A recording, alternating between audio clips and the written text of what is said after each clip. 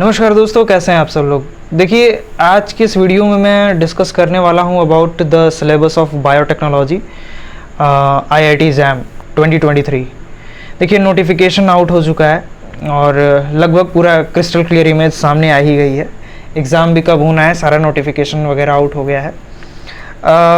देखिए, आज इस वीडियो में मैं चाहता था कि थोड़ा सिलेबस के बारे में डिस्कशन कर लिया जाए कि सिलेबस तो मोस्ट इम्पॉर्टेंट होता है किसी भी कॉम्पिटिटिव एग्जामिनेशन के लिए। जब आप प्रिपरेशन कर रहे होते हैं तो आपको इसका क्लियर कट आइडिया होना चाहिए कि पहले सिलेबस क्या है, क्योंकि जब आप यार सिलेबस ही नहीं तैयार रखोगे तो फिर कहाँ है बात की प्रिपरेशन।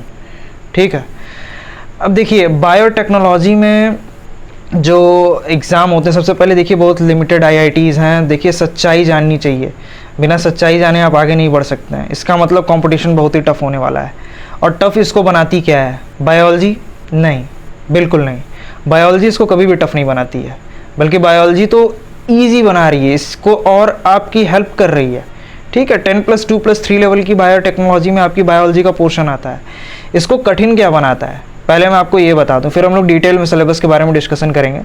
देखिए, इसको टफ बनाती है ये फिजिक्स की पोर्शन, ठीक है, और इसको टफ बनाती है मैथमेटिक्स की पोर्शन। ठीक है, यही रैंक डिसाइडिंग होने वाला है। ये बात अगर आप सोच रहे हैं कि आप सिर्फ केमिस्ट्री और बायोलॉजी पढ़ के चले जाइए तो हो जाएगा, नहीं। आप जैसे बहुत लोग सोचे हुए हैं और बहुत लोग इस चीज़ पे काम कर रहे हैं। कुछ लोगों ने तो बहुत पहले से ही कोचिंग वगैरह ले रखी है इसकी।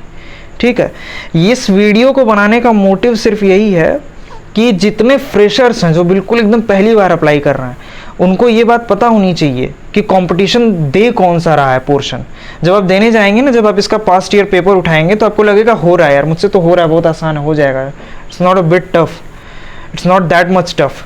लेकिन जब आप मैथमेटिक्स वाले पोर्शन पे आएंगे और फिजिक्स वाले पोर्शन पे आएंगे, देखिए आपका 3 साल बीत चुका है बीएससी का। ठीक है, तो आपका फिजिक्स से रिश्ता ख़त्म हो चुका है, लगभग ख़त्म हो चुका है। अगर आप किसी तरीके से अगर हैं डिस्कशन करते हैं, अपने दोस्तों से बात करते हैं फिजिक्स का, तो ठीक है, लेकिन वो चीज़ ख़त्म हो जाती है। और रैंक भी यही डिसाइड करता है, मैथमेटिक्स और फिजिक्स ये नहीं डिसाइड करती है कि आप बायोलॉजी में कितना अच्छा परफॉर्म कर रहे हैं। ठीक है, तो पहले मैंने सोचा कि ये बात बता दूं, उसके बाद हम लोग सिलेबस में डीपली डिस्कशन करेंगे। देखिए दोस्तों, है क्या कि बायोलॉजी में सबसे पहले सेल बायोलॉजी है। ठीक है, इसमें आपको structure of prokaryote and eukaryote cells के बारे में पढ़ना है। ठीक है, प्रोकैरियोटिक और यूकैरियोटिक सेल्स के बारे में आप बहुत पहले से ही पढ़ते आ रहे हैं और इसमें ज़्यादा कुछ है भी नहीं। लेकिन प्रोकैरियोटिक और यूकैरियोटिक सेल्स पे घुमा करके सवाल पूछे जा सकते हैं। इसके अंदर कुछ है नहीं। प्रोकैरियोटिक में आप सीधे मोनेरा उठाएंगे, सीधे बैक्टीरिया उठाएंगे। यूकैरियोटिक सेल्स में पूरा एनिमल सेल्स उठा लेंगे आप लोग, और उसके बारे में पढ़ना पड़ेगा। लेकिन जब आप प्रोकैरियोटिक और यूकैरियोटिक सेल्स पढ़ रहे हैं तो बेसिकली आप किंगडम ऑफ क्लासिफिकेशन से ही स्टार्ट कर देंगे चीज़ों को। बात समझ रहे हैं? देखिए, ये जो इतना छोटा सा लिखा हुआ है ना पूरा, ये इतने में ख़त्म नहीं हुआ है दोस्तों, इसमें पूरा पढ़ना है आपको। अब देखिए, है क्या कि जब आप सेल बायोलॉजी हैं तो कुछ लोग कहेंगे कि बढ़िया से ब्रूस एंड एल्बर्ट और कुछ अमेरिकन राइटर्स, फॉरेन राइटर्स की किताबें उठा लो, इसमें तुम्हारा काम हो जाएगा। ये गलत काम बिल्कुल मत करिएगा। सबसे पहली सजेशन एक ले लीजिए, ये गलत काम बिल्कुल मत करिएगा। आप टॉप क्लास की बुक जिस दिन उठाना स्टार्ट किया आईआईटी जैम के एग्ज़ाम प्रिपरेशन के लिए बायोटेक्नोलॉजी में, तो मैं बता रहा हूँ आप 90% अपना रैंक वहीं रिड्यूस कर दिए। आपको प्रिसाइज होकर के पढ़ना है। आप कोई भी कोचिंग इंस्टीट्यूट ज्वाइन कीजिए, कोई दिक्कत नहीं, आप मॉक टेस्ट ज़रूर ले लीजिए। मॉक टेस्ट अगर आप नहीं लिए हैं तो इसका मतलब आप जो है प्रिपरेशन अच्छी नहीं कर रहे हैं। ठीक है, क्योंकि आप जज कैसे करेंगे? जज अपने आप को ऐसे ही करेंगे ना, मॉक टेस्ट वगैरह लेकर के। तो प्रोकैरियोटिक और यूकैरियोटिक सेल्स है सबसे पहला टॉपिक। फिर उसके बाद है मेम्ब्रेन स्ट्रक्चर एंड फंक्शन। इसमें प्लाज्मा मेम्ब्रेन, सेल मेम्ब्रेन, अलग अलग थ्योरीज जितनी थी, ठीक है, सब कुछ ये सब पूरा पढ़ना होगा। ऑर्गेनल्स के बारे में पढ़ना है और इंटरनल ऑर्गेनाइजेशन के बारे में पढ़ना है। फिर उसके बाद eukaryotic cell, protein trafficking in eukaryotic cells. बिल्कुल भी टेंशन मत लीजिए, सारे टॉपिक्स पे हम लोग डिस्कशन करेंगे। मैं स्पेसिफिकली आईआईटी जैम के लिए डेडिकेटेड एक वीडियो ही बना दूंगा। उसके बाद cell communication signalling, pathways, endocrine and paracrine signalling. ठीक है, एक ऑटोक्राइन भी होता है, इसमें इंक्लूड नहीं किया गया है। Extra cellular matrix and apoptosis. Apoptosis समझ रहे हैं दोस्तों? Program cell death. तो अगर कोई दिक्कत नहीं है, सब समझ जाएंगे धीरे धीरे। Cell cycle stages of the mitosis and meiosis and control of cell division cycle. देखिए, बस बोल दिया एपोप्टोसिस बोल दिया, खत्म बात। बस एपोप्टोसिस जान लेने से नहीं होगा, पूरा एपोप्टोसिस में क्या क्या आएगा ये सब चीज़ें तो मेंशन नहीं किया है। अब इसका आपको आइडिया कैसे लगेगा? सबसे पहले इसका आइडिया आपको लगेगा जब आप पास्ट ईयर पेपर्स उठाएंगे। अब देखिए है क्या ना कि आपको रिकमेंड किया जाता है कि ये बुक पढ़िए, वो बुक पढ़िए। अरे भैया CSIR में तो हम लोग पढ़ेंगे ही आगे चल करके, जब CSIR नेट वगैरह की प्रिपरेशन कर रहे होंगे, गेट की प्रिपरेशन कर रहे होंगे, जिसमें हम लोगों को हायर एजुकेशन में जाना होगा, आगे बढ़ना होगा, तो उसके दौरान तो हम लोग इस सब चीज़ों को पढ़ेंगे ही। लेकिन अभी आप वही मटेरियल्स पढ़िए जो कि बहुत ही प्रिसाइज हो, एकदम शार्प प्रिसाइज, काम से काम, और उसको बार बार दोहराना हो, उसी चीज़ को उठाइएगा। अगला पोर्शन है बायोकेमिस्ट्री। इसमें ब्रूस एंड एल्बर्ट रिकमेंड की जाती है दोस्तों, और बायोकेमिस्ट्री में आपको रिकमेंड की जाएगी लहेंजर।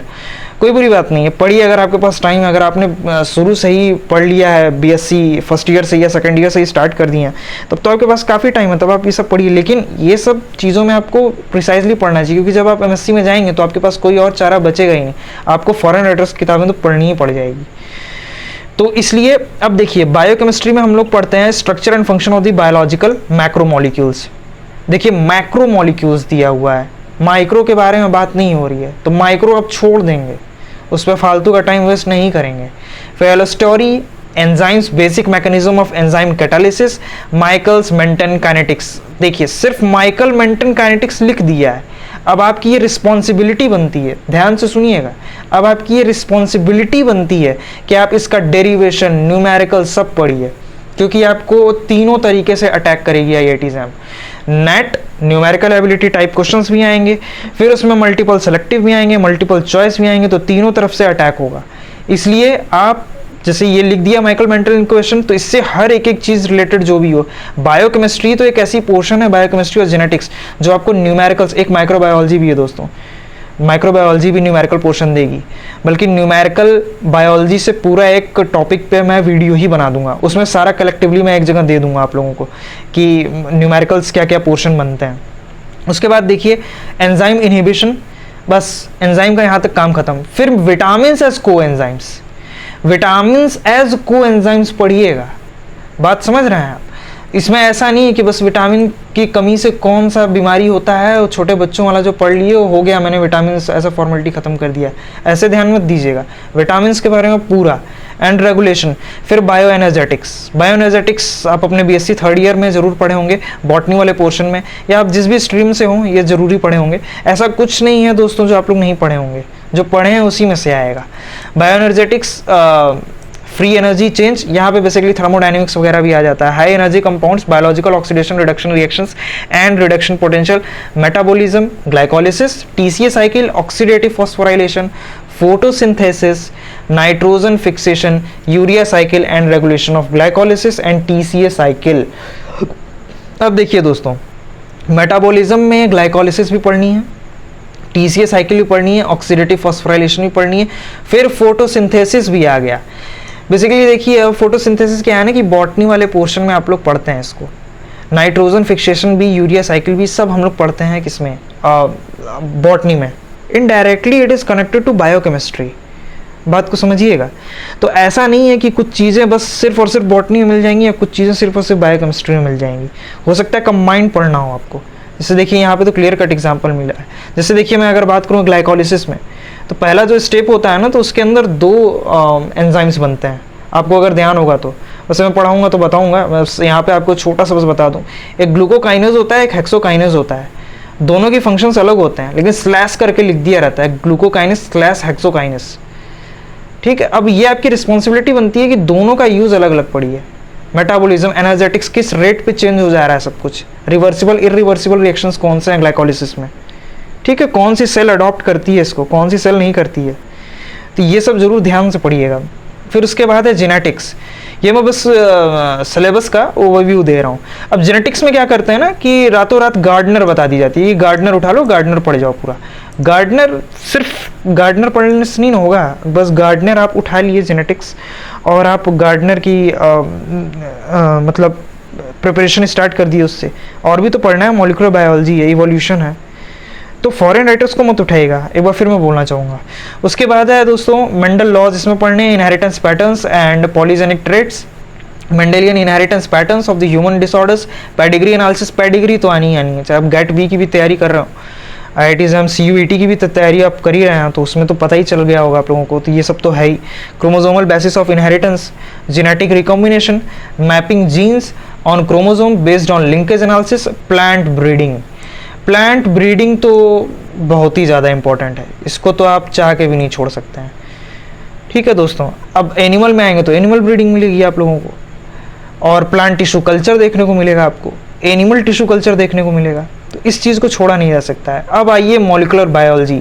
बायोलॉजी में अगर कोई चीज़ गेम चेंज कर सकती है दोस्तों तो ये वाला पोर्शन, ये बहुत ही स्मार्टली गेम चेंज कर सकता है। इसमें देखने में टॉपिक बहुत इजी लगती है, जैसे landmark experiment established in the DNA as a genetic material, फिर DNA रेप्लिकेशन, ठीक है, DNA replication, proof reading and repair of the DNA recombination, transcription, basically पूरा सेंट्रल डोगमा आपके सामने रख दिया है, पूरा करके आओ बताओ, बात समझ रहे हैं। ओपेरॉन्स बैक्टीरिया, ठीक है, लैक ओपेरॉन, ये सब पढ़ना होगा। जीन एक्सप्रेशंस इन दी मल्टीसेलुलर यूकेरियोट्स। ठीक है दोस्तों, अब खुद से पूछिएगा कितना इसमें अभी तक कॉन्सेप्ट क्लियर हुआ है आपका। अगर नहीं हुआ है तो अभी टाइम है, 6 महीना 7 महीना आराम से प्रिपरेशन हो जाएगी। लेकिन अगर आप एकदम बेसिक्स से उठाना चाह रहे हैं, आप टॉप 3 रैंक टॉप 5 रैंक में पोजीशन बनाना चाह रहे हैं, तो आपको प्रिपरेशन और पहले स्टार्ट कर देनी चाहिए थी। अब आप लेट हो चुके हैं। अब आपको सिर्फ और सिर्फ जैम के थ्रू MSc में एडमिशन लेना है, तो उतना ही पढ़िए जितने की ज़रूरत है। अब आइए इवोल्यूशन। इवोल्यूशन में Darwinian view, natural selection, fossil record and descent with modification, population genetics, sources of genetic variations, gene pools, allele frequencies, Hardy Weinberg equilibrium equation या इक्विलिब्रियम, ठीक है, कोई दिक्कत नहीं है।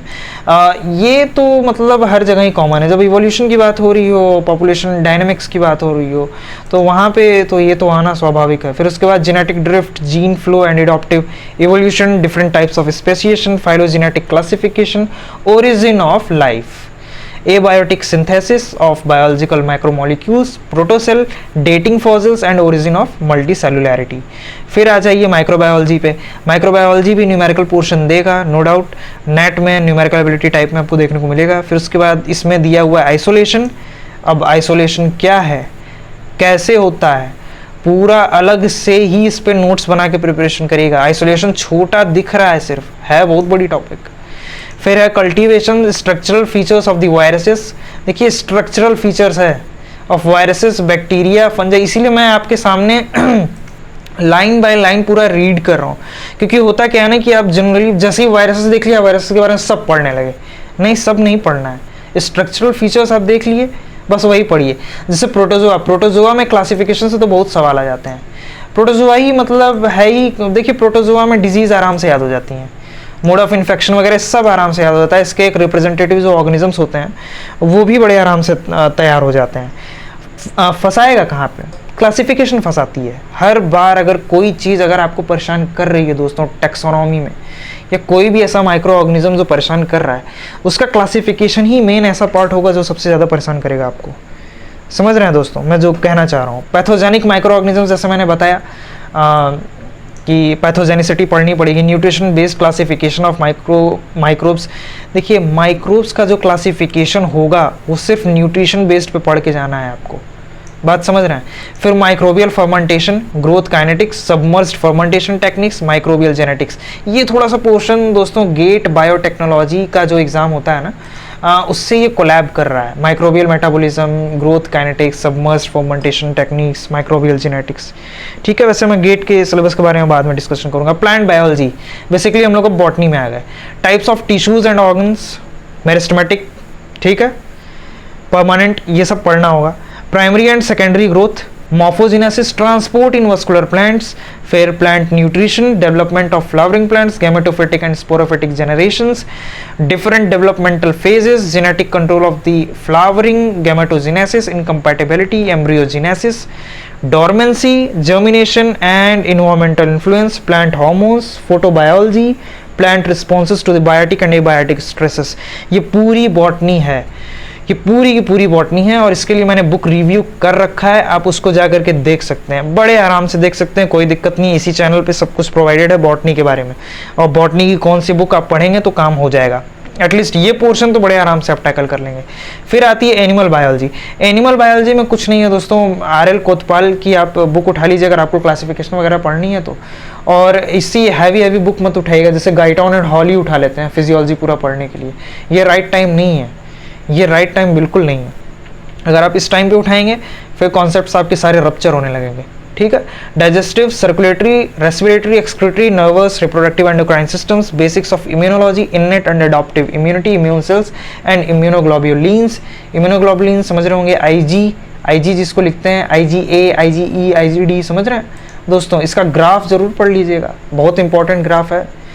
कैसे इम्यूनोग्लोबिन नाम पढ़ा, वैसे मैं डिस्कशन करूंगा इसके बारे में, पूरा वीडियो, डेडिकेटेड वीडियो लेके आने वाला हूँ, आप थोड़ा सा वेट कर लीजिए। Animal development, fertilisation, embryonic pattern formation, cleavage, gastrulation, cellular differentiation and morphogenesis. Ecology में देखिए, अब इकोलॉजी का जो पोर्शन है इसमें ओडम वगैरह इन सब की बुक मत उठाइएगा, ठीक है। PD शर्मा की एक बुक आती है, उसको उठा लीजिएगा, उससे पढ़ लीजिएगा, इस इकोलॉजी का आपका काम हो जाएगा, ठीक है। ज़्यादा कुछ पढ़ने की जरूरत नहीं है। या फिर आप शंकर IAS की एक बुक आती है, नाम IAS, इससे ये मत समझिए UPSC की तैयारी होने लगी, आपका अच्छे से प्रिपरेशन हो जाएगा इस चीज़ से। Climate patterns, terrestrial and aquatic biomes, environmental constraints on species distribution, factors affecting population density, interaction among the communities, ecosystem, ecological remediation।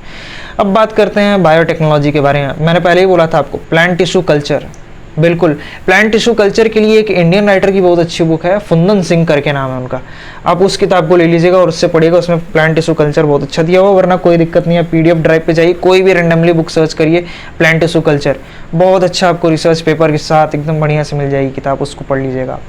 Cloning of animals through somatic cell nuclear transfer, फिर applications of the recombinant DNA technology in medicine. अब आपको तो पता ही होगा, एक IIT है जिसका नाम है IIT खड़गपुर, जो कि मॉलिकुलर मेडिसिन में MSc करा भी रही है, आप रैंक लाइए और जाइए वहाँ पे, मेरी शुभकामनाएं आपके साथ है। एग्रीकल्चर एंड फॉरेंसिक साइंस, अब फॉरेंसिक में पूरा फॉरेंसिक में मत घुस जाइएगा दोस्तों, थोड़ा बहुत पढ़ लीजिएगा। मैं आपको याद दिलाऊं फॉरेंसिक साइंस के बारे में कैसी क्या डिटेल्स पढ़नी है आपको याद होगा, बॉटनी में पेलाइनोलॉजी के बारे में पढ़े होंगे, ठीक है। पेलाइनोलॉजी माने स्टडी ऑफ पॉलन ग्रेन्स, तो पॉलन ग्रेन्स की बहुत अच्छी, बहुत खूबसूरत स्टडी होती है इसमें फॉरेंसिक साइंस में, समझ रहे हैं। फॉरेंसिक साइंस में इसकी बहुत अच्छी स्टडी होती है, तो उसमें से सवाल बन सकता है, अपर्चर क्या होते हैं, ठीक है, एविडेंसेस के तौर पे, ज़्यादा डिटेल में मत जाइएगा। मेथड्स इन बायोलॉजी, ये तो मोस्ट इंपॉर्टेंट है, ये मोस्ट इंपॉर्टेंट, इससे भले एक कोई पोर्शन छूट जाए, वैसे सारे पोर्शन से ही आता है, लेकिन मैं एक बात, एक मिसाल के तौर पे कह रहा हूँ कि अगर कोई भी टॉपिक छूट जाए तो छूट जाए, लेकिन मेथड्स इन बायोलॉजी से सवाल आने फिक्स हैं और मैक्सिमम आ सकता है इससे। क्योंकि आप खुद सोचिए, MSc के बच्चों को अडॉप्ट किया जा रहा है, अगर आपको इंस्ट्रूमेंट ही हैंडल नहीं करने आएगा तो आप कहाँ से MSc कर पाओगे, बात को समझिए। इसका मतलब स्वाभाविक है इससे प्रश्नों को डालना। सेल बायोलॉजी में फिर माइक्रोस्कोपी, ठीक है। अब देखिए ये आप इंस्ट्रूमेंट लेवल पे जा रहे हैं, सेल बायोलॉजी में माइक्रोस्कोपी आपको होनी चाहिए। लाइट माइक्रोस्कोपी क्या है, इलेक्ट्रॉन माइक्रोस्कोपी। अब माइक्रोस्कोपी क्लास 12th में जाइए आपने जो सेकंड टर्म था आपका, आप याद करिए, जिसमें आप रे ऑप्टिक्स, वेव ऑप्टिक्स वगैरह पढ़ते थे, तो रे ऑप्टिक्स में थोड़ा सा आप जो है याद करिए, आप माइक्रोस्कोप्स के बारे में पढ़ा करते थे, तो उसमें न्यूमेरिकल्स भी हुआ करते थे। न्यूमेरिकल अपर्चर क्या है, ठीक है, फिर ऑप्टिकल डेंसिटी क्या, इन सब चीज़ों से सवाल आएंगे, न्यूमेरिकल बनेगा इससे। स्टेनिंग प्रोटीन्स एंड एंटीबॉडीज, देखिए अब स्टेनिंग सब मत पढ़ के चल जाएगा, जो लिखा है वही सिर्फ पढ़िए। स्टेनिंग प्रोटीन्स एंड एंटीबॉडीज, सिर्फ प्रोटीन्स के स्टेनिंग की बात की गई है, एंटीबॉडीज के विजुअलाइजेशन और GFP रिपोर्टर के बारे में बात की गई है, ठीक है, और किसी चीज़ के बारे में बात नहीं की गई है।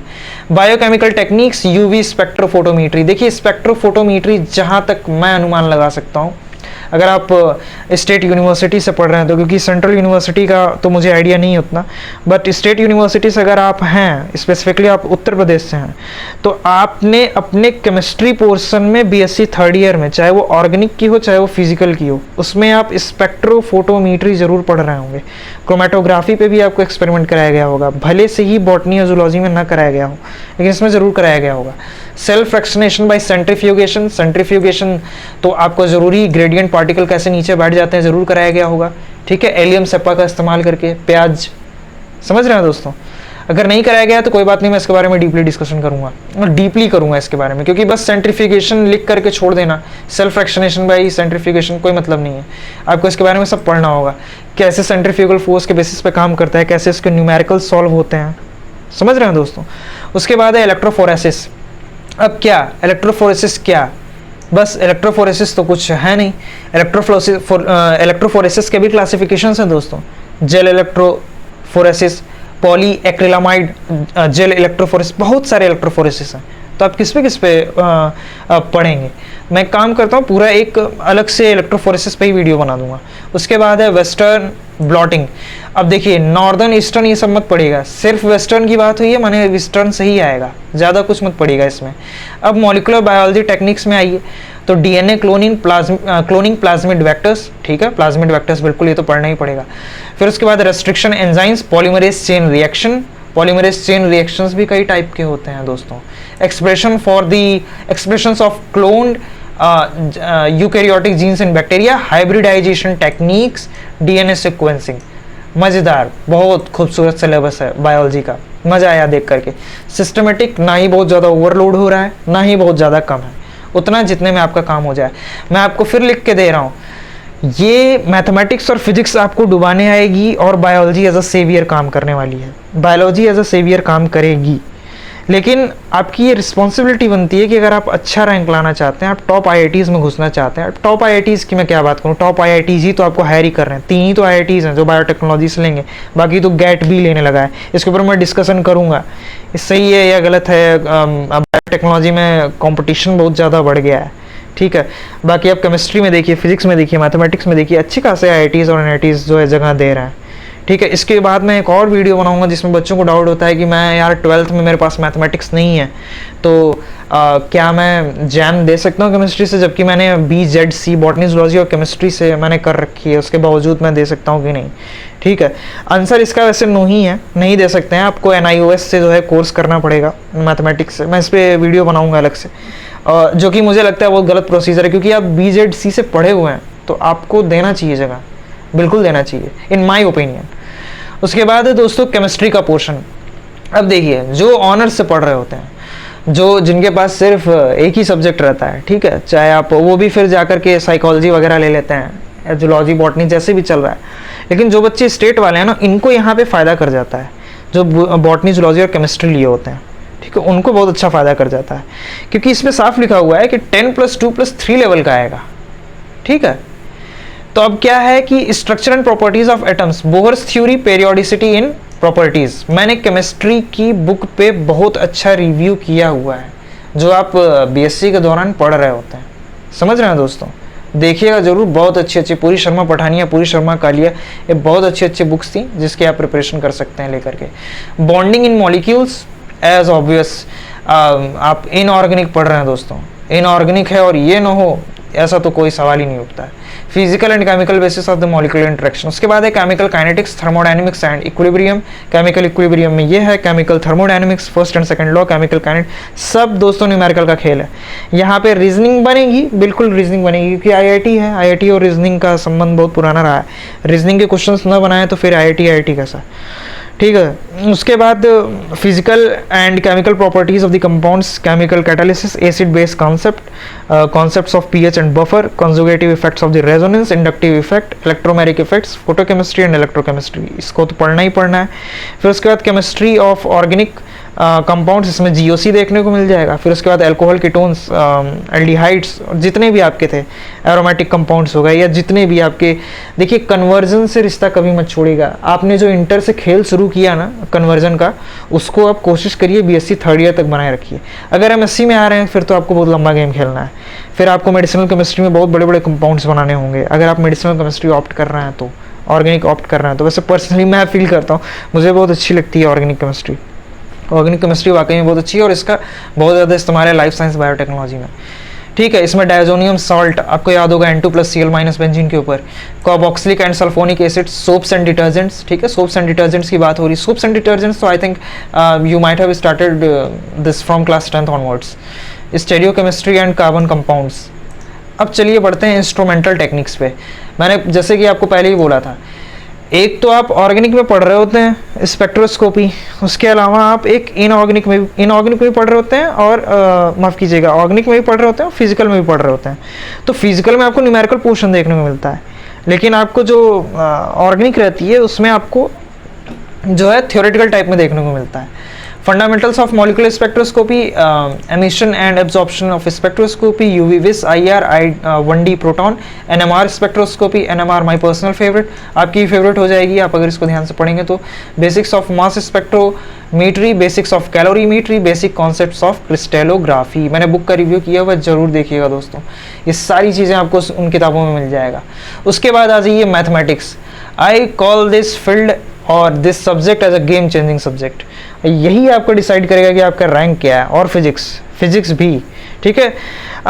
देखिए मैं नहीं मानता हूँ कि इन्होंने कोई चीज़ जो है वो की। अगर आपने बायोलॉजी और मैथमेटिक्स दोनों 12th में लेके पढ़ा है तब तो इट्स गुड एनफ, कि अच्छी बात है, तब आपको करने में कोई दिक्कत नहीं होगी। लेकिन फिर भी 3 साल बाद आपका रिश्ता तो छूट ही गया होगा मैथमेटिक्स से और फिजिक्स से, क्योंकि आप बायोलॉजी को कम्प्लीटली डेडिकेटेड हो चुके हो। समझ रहे हो दोस्तों बात। इसमें आपको सेट्स पढ़ना है, relations and functions, mathematical inductions, logarithms. इसमें जो मुझे सबसे बेकार लगता है ना, ये सब जो पढ़ना पड़ जाता है, वेक्टर्स, मैट्रिसेस, डिटर्मिनेंट्स, ये सब जितनी चीज़ें हैं ये सब हो नहीं पाती हैं जल्दी। इंटीग्रेशन बाय पार्ट्स, समझ रहे हैं। इंटीग्रेशन ऑफ फिजिक्स तक यार सही लगती है, x to the power of n+1 upon में n+1 नॉर्मल जो लगाते हो वो अच्छा लगता है। लेकिन अब आप जो है कंप्लीटली अब वो वाला इंटीग्रेशन दोगे। अभी आपको मैं पेपर्स दिखाऊंगा बहुत सारे, कहाँ से कहाँ लिमिट ले करके पूरा कर दे रहा है। इस सब की आदत नहीं है, बेसिकली हम लोगों को आदत डालनी पड़ेगी अगर अच्छा रैंक लाना है तो। मेजर ऑफ डिस्पर्शन, बिल्कुल भी परेशान नहीं होना है। Mean deviation, group data, ungroup data, बिल्कुल भी परेशान मत नहीं होना है। ये सब हम लोगों ने बायोस्टैटिक्स में पढ़ रखा है, तो स्टैटिस्टिक्स वाला पोर्शन बचाएगा। प्रोबेबिलिटी भी बहुत हद तक बचाएगी, लेकिन आप इस सबसे को नहीं पढ़े हैं। Bernoulli trials, binomial distributions, events based theorem, ये सब आप नहीं पढ़े हैं। थ्योरम्स नाम लिख के दे दिया स्पेसिफिकली। ये 10th वाली प्रोबेबिलिटी नहीं है, ये 12th वाली प्रोबेबिलिटी है। अब जमीन आसमान का फ़र्क होता है प्रोबेबिलिटी इन दोनों में। अब बात करते हैं फिजिक्स की। देखिए फिजिक्स में क्या है कि आपको मैक्सिमम टॉपिक ना जो है वो न्यूमेरिकल नहीं मिलेगी इसमें से। बात को समझिएगा, जो थियोरेटिकल से जो रीजनिंग बनते थे, ठीक है, उसी से सवाल बनेंगे आपके। समझ रहे हैं बात को। यूनिट्स एंड मेजरमेंट्स, इससे तो न्यूमेरिकल आएगा। मोशन इन 1 and 2 डायमेंशंस, बिल्कुल ये बिना न्यूमेरिकल के फिर कैसा है मोशन। काइनेमेटिक्स माने numerical. Laws of motion, work and kinetic energy, conservation of energy, system of particles and rotational motion. ऐसा लग रहा है जैसे एकदम नीट के लिए जो फिजिक्स का सिलेबस होता है उसको छाप दिया है इसने। उसके बाद बात करते हैं mechanical properties of solids and fluids, thermal properties of matter, heat and laws of thermodynamics, kinetic theory of gases, electric charges and field. देखिए इलेक्ट्रिक से थोड़ा अच्छा लगने लगता है पोर्शन काफ़ी अच्छे से सवाल भी आ जाते हैं इलेक्ट्रिक पोटेंशियल वगैरह से। फिर electric potential and capacitance, current, resistance, simple circuits, moving charge and magnetic field, magnetism and matter, electromagnetic induction, electromagnetic waves, alternating currents, optics, geometrical optics, reflection with spherical mirrors, refraction at spherical surfaces and lenses, total internal reflection। Total internal reflection से मुझे आज भी याद है, diamond पे बहुत अच्छा सवाल आया था और बिल्कुल क्लास 10th के लेवल का था वो। एक ही इजी सवाल था दोस्तों जो आया हुआ था, 2020 की बात है ये। And optical instruments, wave optics, reflection और refraction of the plane waves, interference, diffraction, polarisation, Young's experiment, dual nature of radiation and matter, इसको आप केमिस्ट्री में भी पढ़ चुके हैं। Atom, nuclei, nuclear physics, semiconductor, ये सब चीज़ें थोड़ा सा आसान बनाती हैं, मगर अफसोस इससे ज़्यादा क्वेश्चंस आते नहीं हैं। क्वेश्चंस आपको थर्मोडायनेमिक्स से देखने को मिलेंगे मैक्सिमम, क्वेश्चन आपको यूनिट्स एंड मेजरमेंट से देखने को मिल जाएंगे। वैसे सवाल जो मतलब रैंक डिसाइडिंग होंगे वो टफ तो होंगे ही। ठीक है दोस्तों, तो this was all about the syllabus. बस यही कहना चाहूँगा कि हैवी बुक्स मत पढ़िएगा, क्योंकि आप JRF के लिए प्रिपरेशन कर रहे होंगे, CSIR नेट वगैरह के लिए, या ICAR JRF के लिए, ICMR के लिए, तो उस समय तो रिकमेंड की ही जाएगी बुक्स टॉप क्लास की। अभी ये सब पढ़ने की ज़रूरत नहीं है। So guys be precise in what you are studying right now.